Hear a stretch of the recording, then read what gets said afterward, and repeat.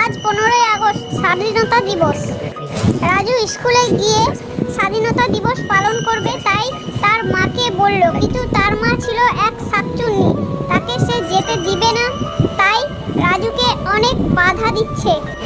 রাজু তখন তার মাকে অনেক বোঝাচ্ছে যে দেশ স্বাধীন হয়েছিল 15ই আগস্টে, আর তুমি আমাকে স্বাধীনতা দিবস পালন করতে যেতে দিবে না কেন মা? তুমিও করো, আমার সাথে চলো তুমিও। কিন্তু তার শাকচুন্নি মা রাজুর কোনো কথায় কান দেয় না।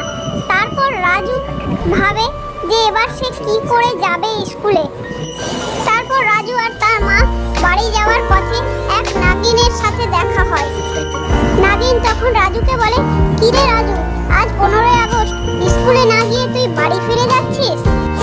রাজু তখন নাগিনকে বলে, দেখো না, আমার মা কিছু শুনছে না আমার কথা, আমাকে স্কুলে যেতে দেয় না, তুমি একটু মাকে বোঝাও। তখন নাগিন বলে, রাজু তো ঠিকই বলছে।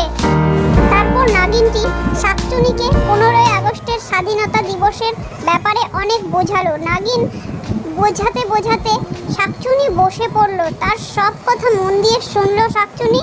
তারপর সে রাজুকে নিয়ে স্কুলে যাচ্ছে। তারপর স্কুলে গিয়ে রাজু আর তার শাকচুন্নি মা সবার সাথে মিলে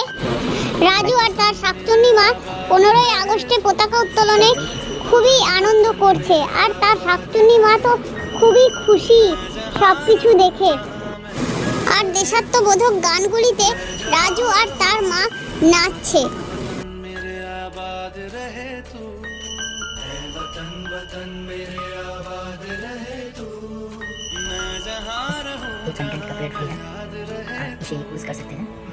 জাতীয় সঙ্গীত ও নানা রকম দেশাত্মবোধক গানের সবাই নিজের নিজের প্রতিভা দেখালো। তারপর সবাই জিলিপি, বিস্কুট ও চকলেট খেয়ে যে যার নিজের বাড়িতে চলে গেল। তো বন্ধুরা, তোমাদেরকে হ্যাপি ইন্ডিপেন্ডেন্স ডে, বন্দে মাতরম। গল্পটি যদি তোমাদের ভালো লাগে তাহলে গল্পে লাইক, শেয়ার, কমেন্ট করে দিও, আর চ্যানেলটাকে সাবস্ক্রাইব করে দিও। তো দেখা হচ্ছে পরের গল্পের সাথে।